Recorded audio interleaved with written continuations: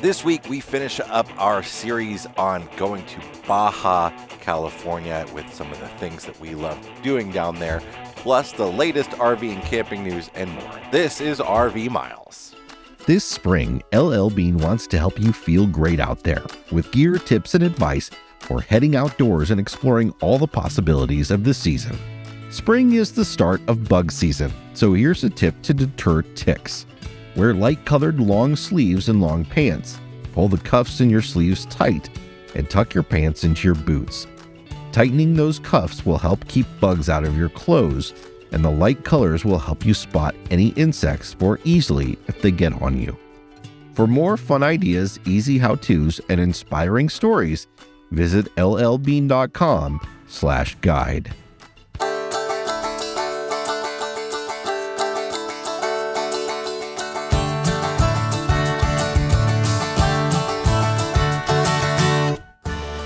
Welcome to episode number 270 of RV Miles. I'm Jason. And I'm Abby, and we are two full-time travelers who, along with our three boys, Jack, Ethan, and Henry, have been crisscrossing North America since 2016. Here at RV Miles, we talk all things RV and outdoors, from industry news, our life on the road, travel destinations, the national parks, and so much more. We are making our way up the coast of California. We're near San Jose right now and enjoying the beautiful redwoods. For today. It's going to pour again tomorrow. It's been lots and lots and lots of rain. We had an epic travel day yesterday. We ended up driving at night for, I think, the first time in like 5 years. It's been a long time. A very long time. And we were reminded why we don't like doing it. Especially in like twisty mountain roads. Yes. And when you have to show up at your campground late and you just feel all the eyeballs of everyone just like peeking out their curtain, like, why are you arriving so late in this campground? In fact, our neighbor came out and I was like, I'm very sorry. You know, we were trying to be as quiet as humanly possible. We even hand cranked all the stabilizers. There's only so quiet that you can be. We waited to hook up the water and sewer. And obviously things happen, which kept us from being able to get here as early as we wanted. But we will tease that very muddy experience, and I'm going to talk about it later on in my fresh tank. It's a whole lot of fun. Let's hit a few news items, though, before we head to our Baja discussion. There's a few things that are happening right now that are big. I've done a few videos on some of them, more to come. Some I'm not going to cover on a separate video.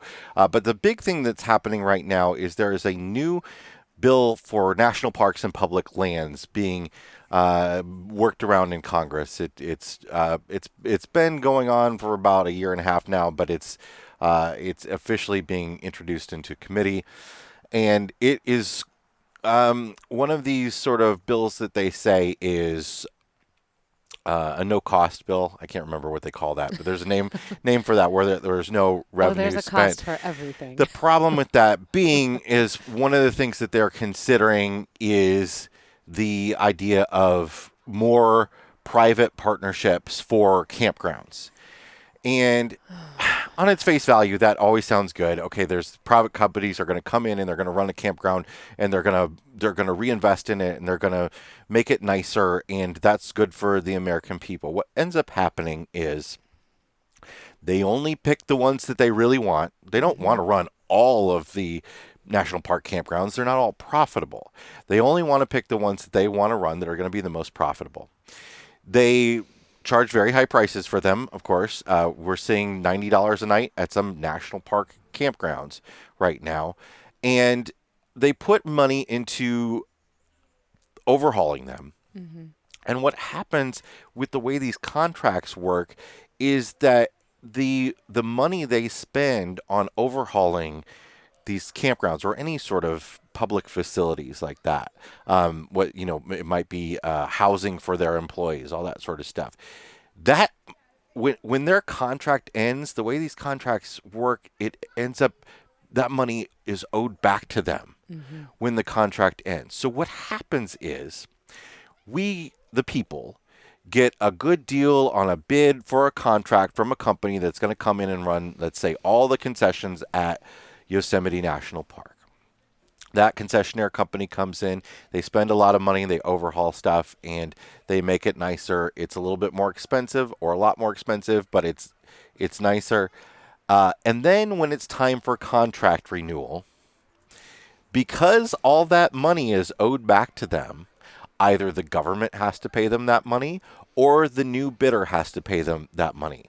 Therefore, nobody bids on the contract. They get to bid again at a much lower price and move forward without the people getting the same money from it. And we just saw this play itself out recently, like within the last couple of years. I do remember you reporting on this. Yes, very big, both at Yellowstone and at Yosemite. Yeah. So that's happening. There's a lot of other things in that bill that are good, mixed, what have you. One of the good things that for us is that they are revamping in this bill, if it passes, the requirements for filming on public lands, and I think they're doing a very fair job of it, basically saying that you don't need a permit if it's less than 5 people and you're doing the same stuff that every other visitor is doing.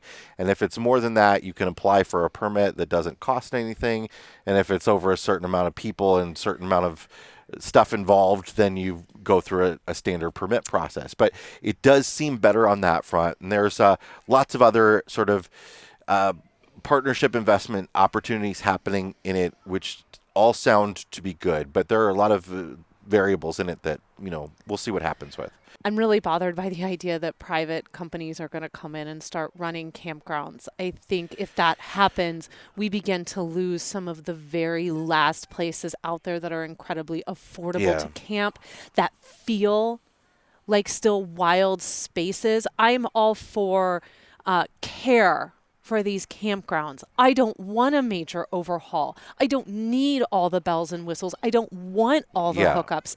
I do want to be able to go somewhere still in my RV and camp in a national park and feel like I'm in that national park. Exactly. And the RV industry, by the way, is lobbying hard for, we want full hookups. Of course we they are. Great amenities and all that sort of stuff in national parks. And I think the argument I hear from a lot of people when we talk about this often is that, well, the government is terrible at running businesses. Why, that you wouldn't expect the government to run a hotel. Why should they run campgrounds? They have no business being in that business. And the argument I would give back to you is the government's also not so great at making contracts, and that's part of the problem. But campgrounds are sort of a thing that that government agencies from city to state to federal have all done, and it's if we keep them a laid back atmosphere, a place to park and maybe plug into some electricity and get some water, then it doesn't need to be a big deal. We're just running out of places to go where we aren't all crammed into one spot. So speaking of another piece of news that's happening is the Moraine Park Campground at Rocky Mountain National Park, which is the biggest campground in the park, will be closed throughout the entire summer, reopening potentially next June. So that's going to cause camping issues at Rocky Mountain National Park. If you haven't made reservations for Rocky Mountain for this summer already, it's going to be hard anyway. It's also going to cost you a pretty penny. But that park is getting renovated. Also on the campground front, KOA is revamping their membership program. So if you're a member of KOA, they are removing the sort of middle tier. Like there's the base tier, you pay like $39 a year to be a base tier member, and you get 10% off camping at KOA campgrounds. A lot of people ask us, by the way, like, I don't understand KOAs. Do I need a membership and stuff like that? No. No, but listen, we live that VIP life over at KOA. Okay, we've been living that VIP life At since some of them. Minot. At some of them. No. That's the level. Oh, yeah, we're VIP members. Is Yeah. VIP. Yeah, We live the VIP membership life because basically when we stayed all those months in Minot, and then we've had a couple of month-long stays in other KOAs, but we've been at VIP status for 4 years now. So I don't hate it. They're keeping the VIP status, 20,000 points you have to earn to be a VIP member, but they're removing that bonus tier that was 6,500 points. So it's actually a little bit of a reduction in the benefits they're offering for the KOA rewards program. We always recommend people, if you want to be a KOA rewards member, if you're just starting out on your RVing journey, there's no reason to buy one in advance. You just buy one when you book the first KOA campground where it's going to make sense to save that 10% off. You can really just do the math based on that 10%, and that's really it. Yeah. And one more piece of news that's going on right now, the California RV show. You may remember, if you're from California, if you're big into the RV industry at all, the California RV show used to be one of the biggest, if not the biggest, RV show out there, because it was a 10-day show happening in sort of the LA area. And it was sort of a victim of COVID and hasn't come back. And it was really expensive for the manufacturers to come out to and stuff. But it is coming back this fall in October. And if you know, there are like 3 shows on the RV show season calendar that are sort of not necessarily run by the manufacturers, but are the main manufacturer shows where they show off their wares, and they make more of the decisions than the dealers do. Most of the RV shows across the country are dealer shows. And this show is going to be a little different than in the past and than many of the other RV shows that you've been to. If you have been to an RV show before, you may have been frustrated by the fact that it is really hard to find what you want, because it is like dealer A, dealer B, dealer C, or manufacturer A, manufacturer B, manufacturer C, instead of small adventure trailers and big class A motorhomes and fifth wheel toy haulers grouped together. Well, they're intending to do that here at the Pomona RV Show. They're calling it the 68th annual Pomona RV Show. It's not always been in Pomona, and it hasn't been every year. Obviously, we missed a few years, but it is clearly a long-running RV show. So it's great to have that back on the schedule. And it'll be really interesting to see how that new format works, and maybe other RV shows will adopt something like that, because I think it will be very, very beneficial for customers that are looking to buy an RV. Well, I love the idea of it, and clearly so does everyone who's watched that video already, because just the response alone to how they're going to lay that out has been incredibly positive. So other RV shows, take note. This is really what the people want. Okay, that's the news. We're going to take a break, and when we come back, we're going to talk about Baja, California, our last little bit of stuff, some of the places that we went, some of the things we did, like whale watching. Oh my goodness. Yes, we will be right back. Chances are you've seen them on the road. That's because Blue Ox designs and manufactures the best towing products in the industry. Just look around, you'll find them on highways and campgrounds and anywhere you find people traveling in the great outdoors. Award-winning tow bars, base plates, and brakes, a full line of weight distributing hitches, adjustable ball mounts, and a new line of fifth wheel hitches. With Blue Ox, towing doesn't have to be a drag. To learn more about how Blue Ox can make your travel adventures even more stress-free, visit blueox.com. This episode is supported by ParkWolf, the ultimate app for visiting U.S. national parks. With ParkWolf, you can view upcoming places and amenities as you drive through the park, locate the nearest gas, food, bathrooms, and pullover points. ParkWolf's wildlife maps show you the best times and places to see or avoid wildlife, along with a feed of the latest wildlife sighting photos from the parks. ParkWolf even makes it possible for you to view your live location and direction on official park maps while staying up to date on current NPS alerts and advisories. ParkWolf keeps working even if you lose service. To learn more, download the ParkWolf app for iPhone free from the Apple App Store today. All right, let's talk about Baja for the third and final time here. We really did have a wonderful time visiting Baja, California. The people of Mexico did just a wonderful job, just treating welcoming everyone. us. And Well, just, they all stood there waving at us as we came by. I think this year was sort of the year that was really like their biggest sort of post-pandemic type a year of return to tourism. Tourism was on a big upswing in Baja up until 2019. They had a wonderful year in 2019. And you could tell when we were visiting that there was like a boom happening. There was a boom happening. There was stuff being built that they didn't make it. There was a lot of stuff that like was half built.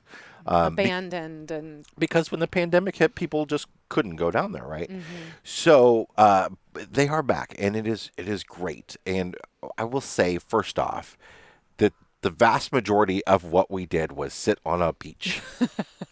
And that's okay. You can go to Baja and just sit on a beach and drink margaritas and relax. You do not have to feel like you've got to run from here to there, from city to city, or That's even what it's from all beach about. to beach. Yeah. But you should absolutely put this one thing on your list if you are going to be in Baja at the time that the whales have come and have migrated down for mating season and to give birth. You need to go whale watching. So the folks that ran the tour that we were on would say that the whales are actually from there and they migrate away to feed and come back because they're born there. They're born right? there, and that makes a lot of sense, actually. The whole Baja Peninsula is a really great place for several different species of whales to come down and to mate and to birth. And then they go all the way up to the whole Pacific coast up towards Alaska and beyond in order to feed. And they fatten up and they come all the way back down. All the way back down. And it's really interesting that you can go to sort of some of the different sort of bays. There are different sort of bays that they come in to escape the open water to have their mating and birthing grounds. Are for different types of whales, right? Mm-hmm. So you can go where we went to Guerrero Negro and see the gray whales. You can go down to Loreto and see a different type of whale. You can go down to La Paz and see another type of whale. And that is a really cool thing I think that you could do is like actually do like a different type of whale hopping tour. Could see them all. But let's talk about Guerrero Negro, where we went. So we went through the campground that we talked about last week, Mario's. Mm-hmm. We stayed there, and that campground works with a company that will take you from the campground out to the lagoon that you're going to go and visit to see the gray whales. It cost $50 a person, which is an absolute steal. In the United States, this would easily be $100 or $150 or more, because this goes per person, because this goes from, I think we had to be in the visitor center around 10:15. At 10:30, they started a presentation to educate us and give us an idea of what we were going to do and what to expect and to learn more about the whales that we were going to encounter. And then we were transported by van out to the destination, which is about a half an hour away. We were put into a smallish They're small boats. boat. They're small boats. And then we were taken out into open water for about an hour and a half. Yes, so from start to finish, we were gone for about the whole thing from start to finish was probably about 5 hours. Yeah, like 4.5. Yeah. And they fed us. They did. So the sort of on you drive out to the lagoon where the whales are, and then on your way back they give you a little sack lunch, a ham sandwich and a Coke, and it is it was one of the most amazing things I've ever done in my life. There are a lot of difficulties involved. A lot. But it was I mean, so when we say whale watching, you're not watching for them. You're petting them. Whale pushing your boat, watching. I want to say too, before we get out to the open water part, I want to just kind of, my brain needs to go in order. Sure. So when you go in for this presentation, you go in and they're talking and they're giving this to you, and they are incredibly specific. They're going to talk about everything that the whales do here, including how the whales make other whales. Oh, lots of mating specifics, images, and she left the image of the male, like the Pink Floyd, I think is how it's that's what they call it. Yep. Up on the screen for some time, which was a delight for like our preteen and teenager. It was. Well, I mean, it was whatever. Really, it's a body part. Like, who cares? It was really fascinating how they mate, though, because it the takes female, more than two to tango. Yeah, because of their weight. Like there are always two males and one female, know, and the bottom incredible. male lifts the female up because she's too heavy. It's so wild. Nature is awesome. It was so fascinating. But it was a really wonderful presentation. They didn't just throw some things at you and then chuck you out there on the water. They really wanted you to understand how important it is to protect this species, how vital it is that they have this place to come to, how proud this community is to be able to be a part of this. Like, it was really so well done. And then they take you out there, and we have kind of a tour guide that's talking to us as we're driving out there, kind of giving us some history of the city and just kind of having some back and forth. And then you get on this little boat, and there were 11 of us total, so 9 in our party, and then another couple who may have been like, oh, I got the wrong boat. But you get out there, and listen, we had some in our party, like our kids, myself included, who felt a little anxious about this. We're not water people. It's wide. It's very open water. Yes. It's a bit wavy, and the whales are bigger than the boat. The whales are And so intense. even the gray whales are sort of medium-sized whales, and they're bigger than the boat, and they play with the boat as if it is a toy. Yes, and that is, if you don't know what to think about that at first. So your driver will actively move around this lagoon to try and chase the whales and to kind of coerce them to come over to you. And we went on a day where it was windy. So we had gone back and forth, and even the company had gone back and forth on whether or not there was going to be a tour that day because they weren't sure if it was going to be too windy to take people out. So we were right on the cusp. So we were already getting some fairly decent swells, and there was a lot of movement already on the water. And then you begin to add the whales.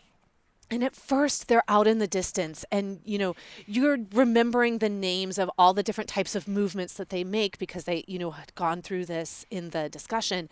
And then he kind of starts to navigate us over to them, and the couple that was with us, they were, anytime a whale was on one side of the boat, those two would like rush over there, and the whole boat would just lean to that side. And then instinctively, a few of us would go to the other side to try and balance it out because it's really jarring. Yeah, these are not boats that we're going to tip, but it feels that way. It moves. It moves. It feels that way. No, we're not talking like we weren't all like in a canoe built for 11. I mean, they had engines and, but then when the whales started coming up, it is a collective, just sheer, you're so shocked by what you're seeing. You're so shocked that you are in this world, and it's like euphoria and complete and total fear at the exact same time.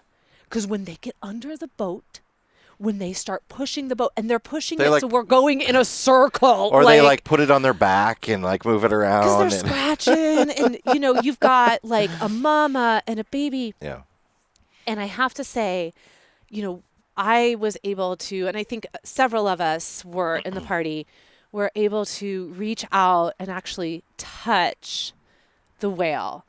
And that is just, I will never forget that. And then them like sort of shooting out of their blowhole at you. Oh my gosh, it knocked Clay's hat right off because the whale did it like right there by the boat. So a few tips if you're going to do an experience like this, whether you do it down there, or you can do whale watching experiences all up the Pacific coast. And in fact, our trajectory to Alaska is following them. We are following the migration of the whales. It is so amazing. Yeah. So wear sunscreen, wear a hat. This is, again, it was wide open in the sun. Sunglasses, even not just for the sun, but for the wind. Even if it wasn't windy, there's the wind of the boat moving because it moves fast. I had sunblock on, and I was a little red. I was a little windburnt by the time we cover all your skin and wear a rain jacket. They actually offered rain jackets, but if you brought your own, it probably would be a little bit more comfortable because you're going to wear a life jacket over it and all that sort of stuff. But I would bring your own rain jacket.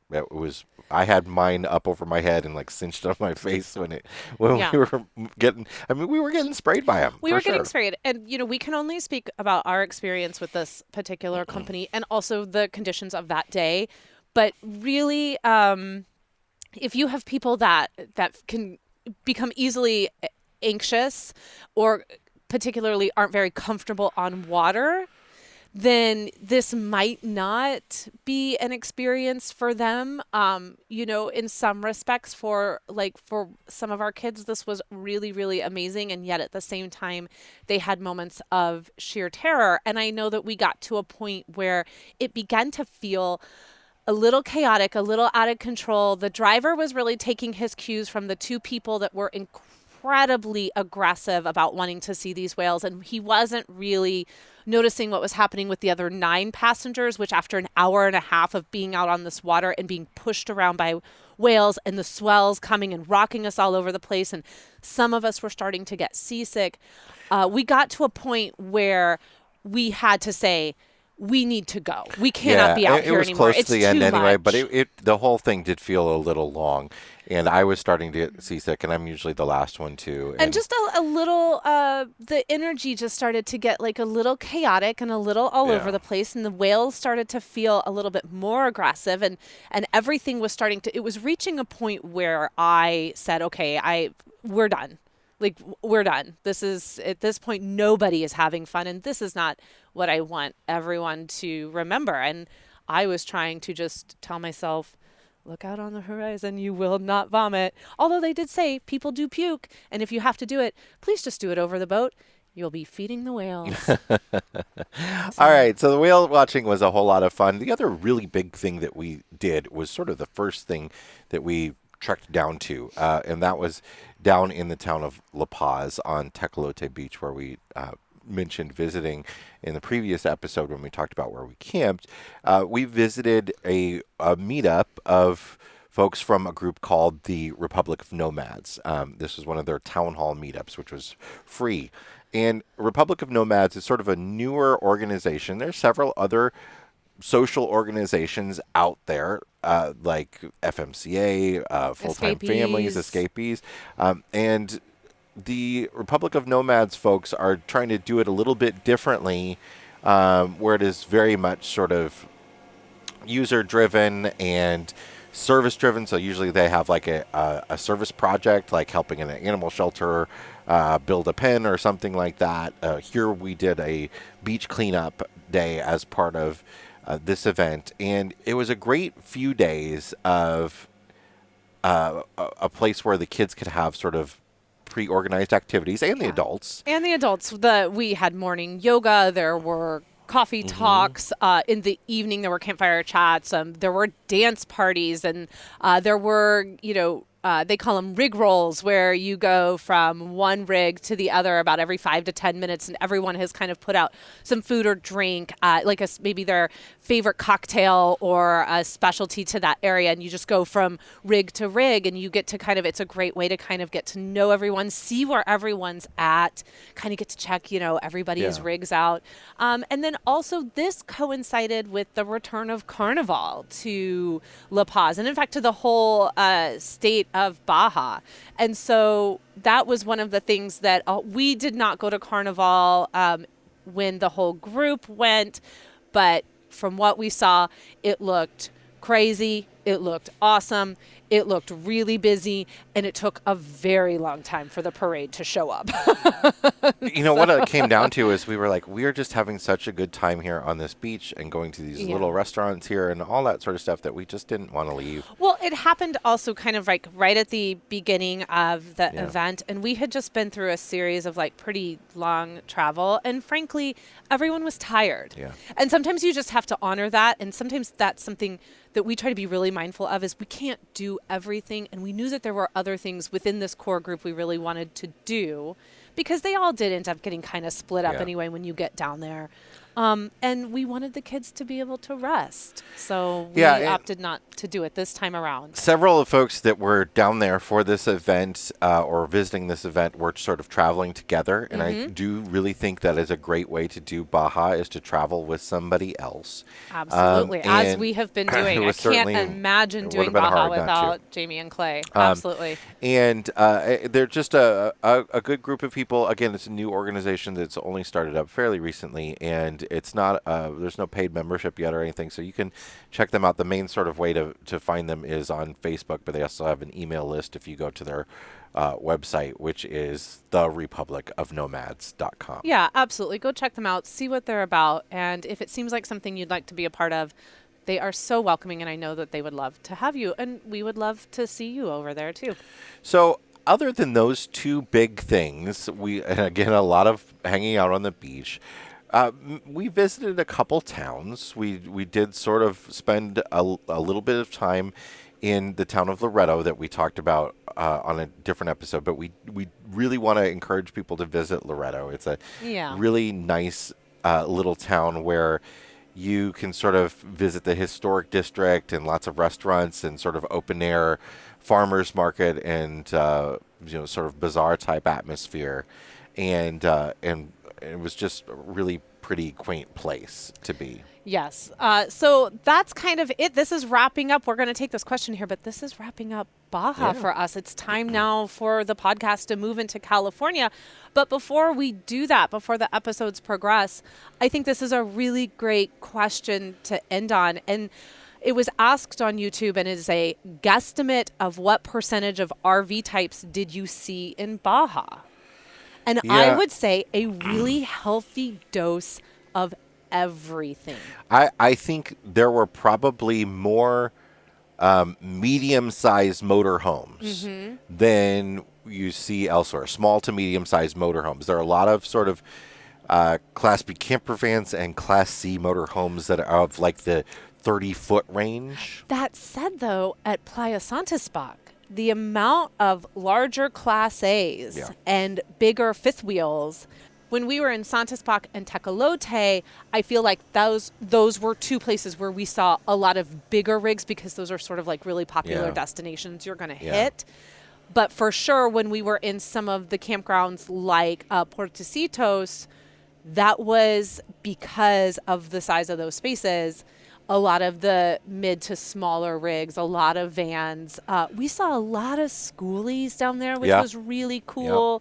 But I have to say, I was surprised at the variety of RVs that were down there and everyone being really adventurous to take what they have and take it down there. Now, certainly at that Republic of Nomads event, we were by far the family with the smallest that's rig. a lot of fifth wheels. And there were a lot of big fifth wheels down there at that event. If you have a larger RV, I think it would be really important when you visit Baja to sort of have a really good idea of where you're going to be going and whether it's friendly to your size RV. And I even mean medium size, actually.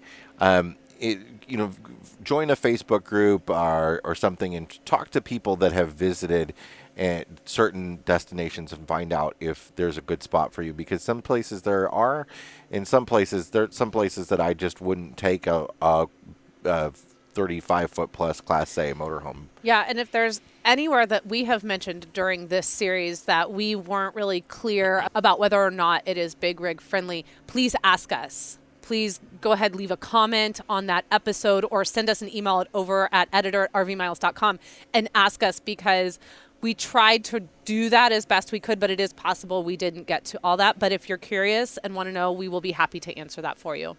All right, we're going to take a break, and when we come back, our Fresh Tank, Black Tank segment. Be right back. On every road trip, there are moments you wish could last forever. Your kids running into the ocean for the first time, that perfect campsite with views that amaze and surprise, a hike through Sarah's Crack, moments you spend time planning and you wish would never end. But like all good adventures, they do. But you know what doesn't have to end? Your Road Pass Pro membership you used to plan that memory-making vacation. Grab your Road Pass Pro membership today and lock in the $49.99 price for life. Featuring some of our favorite trip planning sites like Campendium and Road Trippers and the Togo app for checklists, Road Pass Pro will help you create an amazing RV adventure. Save $10 off your first year with code RVMILES10X and lock in the renewal rate of $49.99 for life. Road Pass Pro is going up in the new year, so if you've been on the fence, now is the time to join and save.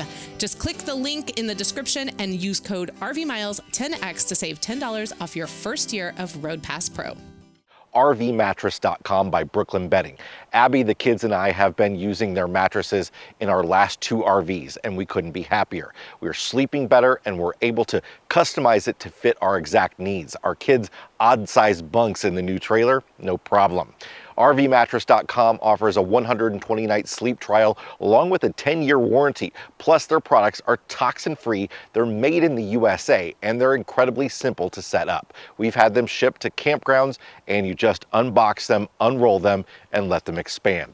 RVMattress.com offers free shipping and has increased our discount to the RV Miles community to 25% when you visit rvmattress.com/RVMiles and use the promo code RVMiles. That's rvmattress.com/RVMiles with the promo code RVMiles for 25% off. Our thanks to rvmattress.com for supporting this channel and to you for supporting our sponsors.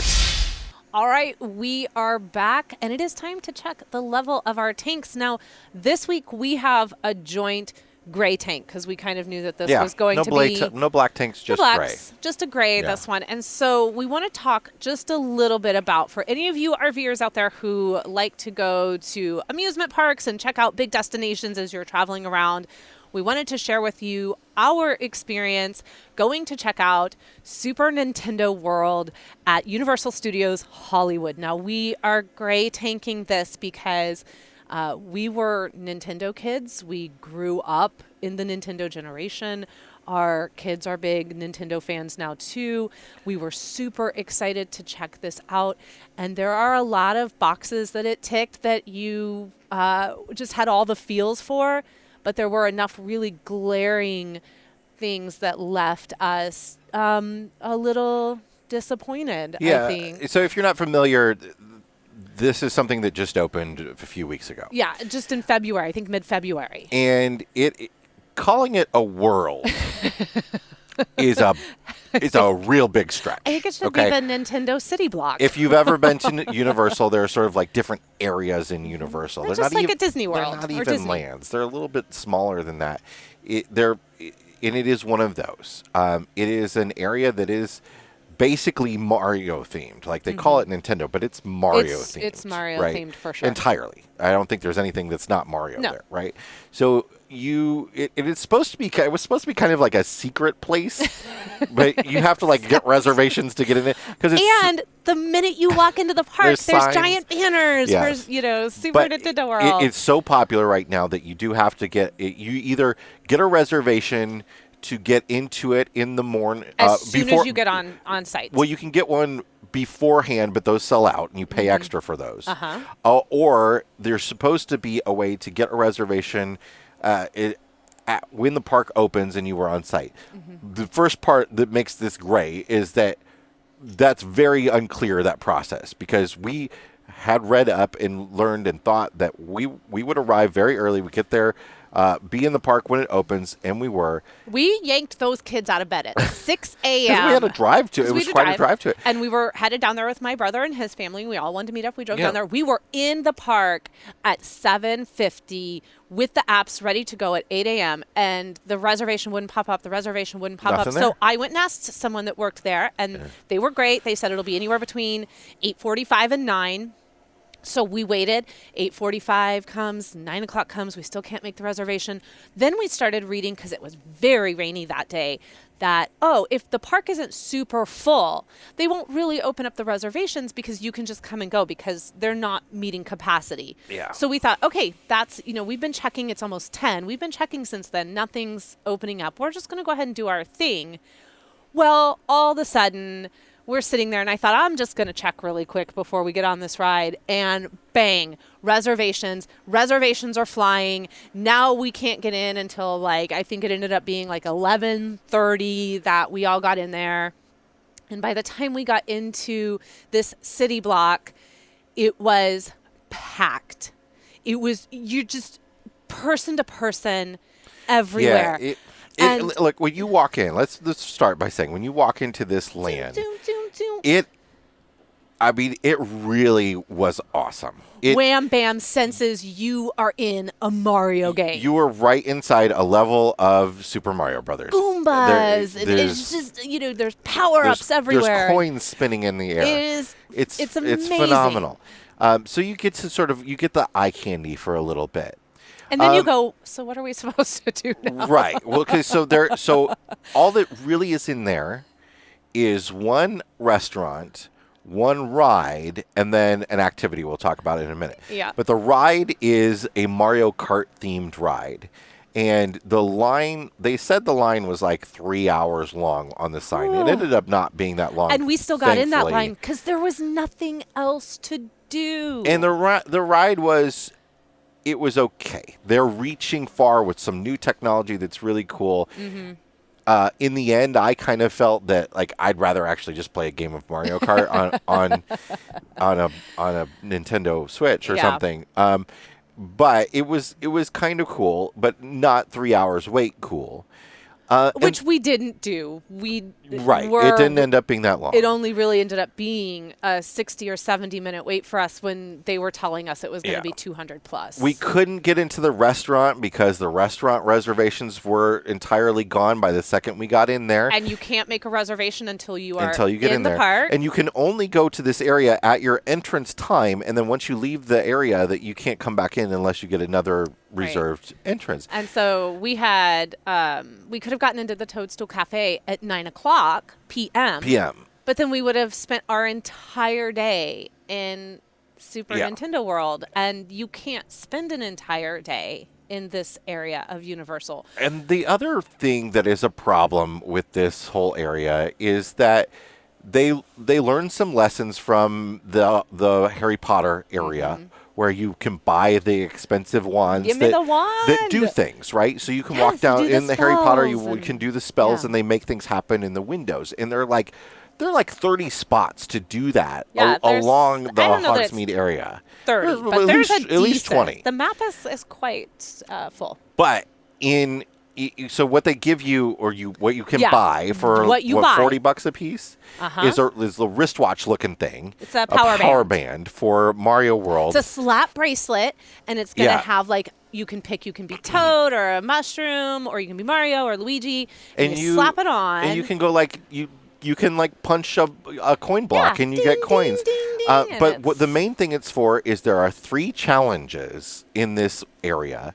And if you finish the 3 challenges, you get to go meet Bowser Jr. in this secret location that you can only go to if you've completed all the challenges. And you also have a limited time window in which to do that. So the entire area was eaten up by the lines for these 3 challenges. Right. And because if you start the challenge before you get into the line for Mario Kart, which we did because we were under the impression there was going to be some things to do in Mario Kart with the power bands, which there absolutely was not. Yeah. The entire queue had nothing that you could do with these power bands. So we had started it. So by the time we got off of that ride, the kids didn't have enough time left in the team time to actually go and stand in the 3 different lines to complete these challenges. We would have wasted our entire day doing that. It was so for my brother and his family, they are season pass holders, and having the bands makes absolute sense. If you are doing a multi-day visit to Universal, we 100% get the power bands, do them at your leisure, have some fun. You've got this cool little slap bracelet. If you were there for one day, save your $40. Save it. You don't need it. It's the whole area, including especially that, just felt like a really big, uncomfortable money grab. Yes, and we actually had someone there tell us that they couldn't get one of the lines that they were in. They actually couldn't finish the challenge. Yeah, even problems having problems actually doing the challenges. Yeah, they couldn't get them done. And then when you go in to see Bowser Jr., a little boy had gone up with his mom and dad. He had to have been maybe 4 or 5. Mom and dad or the grown-ups that were with him had been taking him around all day long, doing this for him. That's rough. Right? And they had but the 3 of them together had clearly gone and done all these challenges and used his power band and helped him. And they get there, and the woman is literally like, he can only take one adult in with him. We only Silly. allow one person without a power band to accompany the child with the power band. And I thought, oh, man, that would really stink if I had spent all this time with my kid helping him achieve this one thing, and then you won't even let me. I have to sit there with you and be like, okay, well, you know, you go, no, you go, no, you go, no, you go. Like, Yeah.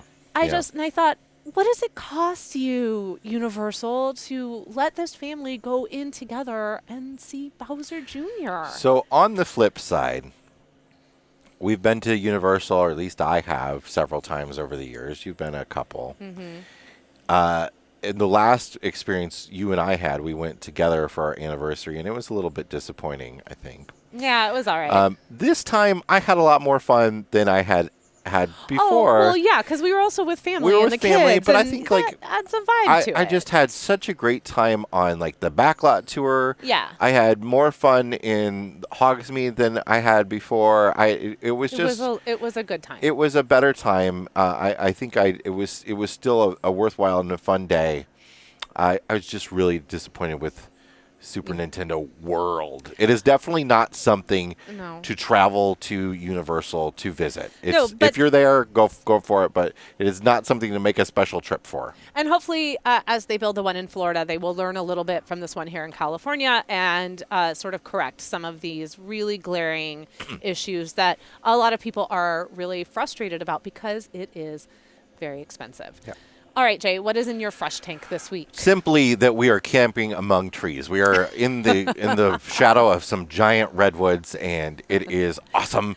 And we have been sort of away from trees for months now. It has been wild. There have not been that many trees, let alone ones this size, and I love it. It's really, really wonderful. I completely agree. What's yours? So my fresh tank this week is the experience that we had yesterday that I alluded to at the top of the show. I'm actually making it my fresh tank because in the end, it really was overall for what was happening. It was a great experience. So we, on our way here to the Santa Cruz area, we had overnighted at a winery, a Harvest Hosts, really great Harvest Hosts.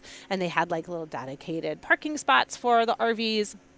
Well, while we were there overnight sleeping, it started raining, and it rained pretty consistent all night long and into the morning. And unfortunately, that area where the RVs are at becomes this clay-like muddy. It's like really loose packed dirt, and it really turned really muddy. Jamie and Clay walked from their RV, which was just parked in front of us, back to ours in their sort of boots, and their boots became like 4 times the size by the time they got to us. Totally wild. So at 9 a.m. or so, the owner of the winery comes by in his ATV and says, please don't try to leave right now. In fact, you are more than welcome to stay another night. This is, we did not expect the rain to come in as early as it did. In fact, when we're going to have rain like this, like we had last night, we will actually not book reservations for that night, because in order to get out of the spot, you do have to make this turn that then proceeds up this quite long muddy hill. And there is the potential to fishtail and slide right off into the ditch. And in fact, someone, a Class B that had been there that night, that had been behind us because we're all lined up behind each other, had tried to leave and had tried to go up our road, up the small hill to take the left and go up the big hill. They didn't make it past us. And then they had to kind of drive backwards to the bottom of the road in order to go a different way that had a little bit more gravel, a little bit more traction. So we waited, and we waited for the afternoon. It had stopped raining by 9 o'clock.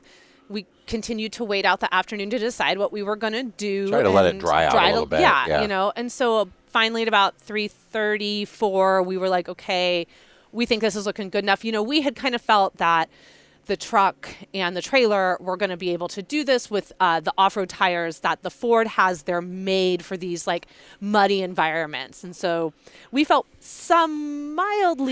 very strongly, mildly confident we were getting out of there. We have some recovery equipment. We have some traction boards. We aired down the tires. So we thought we could probably make a go at it and we'd be good. So we went ahead first so that Jamie and Clay with their Airstream could watch, because it's a totally different situation for them with their setup than it would be with us with Bexy. So we went first, and, we got up there, and Fordo was like a boss. We got, those tires were, if they were an absolute just cover. I will say, if I had stopped, it would have been a whole different story. We would have absolutely been stuck. We had one point, and we had walked this path several times, so we'd kind of had an idea of where, it was a little bit drier and a little bit muddier. But we had one point, even knowing all of that, where I could feel the tires trying to make a decision as to whether or not they were going to grip or they were going to slip and go. Yeah. But we all made it out, aired back up the tires, took care of a few things, stopped at a McDonald's for dinner, you do. We made a long drive day out of it. Made a long drive, did not arrive. A late drive day, I should say. Didn't arrive at this campground until 10 o'clock at night. And this campground was fantastic, and they were so kind and understanding and new. So there you have it. Yeah, it ended up being a worthwhile experience in the end. Yeah, and I'm fresh taking it because it was the best possible experience that it could have been, and everyone involved worked so well together and was really positive and was making decisions based on the best for everybody involved. So there you go. All right, that's it for this week's episode of the RV Miles podcast. Yes, it is. And as a reminder, if you are headed over to Amazon, please take RV Miles with you. You can just go to amazon.com/shop/RV Miles. And if you are appreciating RV Miles and everything that we are trying to do here for you, the RV enthusiast, and you would like to offer a little bit more support to this channel, please consider becoming a Mile Marker member. It's $4.99 a month. You can sign up on Instagram, YouTube, or Facebook. And as a way to say thank you, you get to join us once a month for Monthly Night Live, which we have brought back just for Mile Marker members. But your support is going to make incredible changes here at RV Miles. It's already starting to show incredible changes, and that is with the news videos becoming more frequent, becoming more detailed, and really being able to break down some of this information for you so that we can all stay informed out there. So we will link to that in the description of this podcast, or if you are watching on YouTube, there will also be a link there. Thank you to the over 120 people who are already supporting this channel. We hope that you will become one of them as well. And until next week, which actually, folks, I will not be here. I will be in Chicago. You are going to get Jason all on his own next week. Please stay safe, stay dry, and keep logging those RV miles. Bye, everybody. Bye.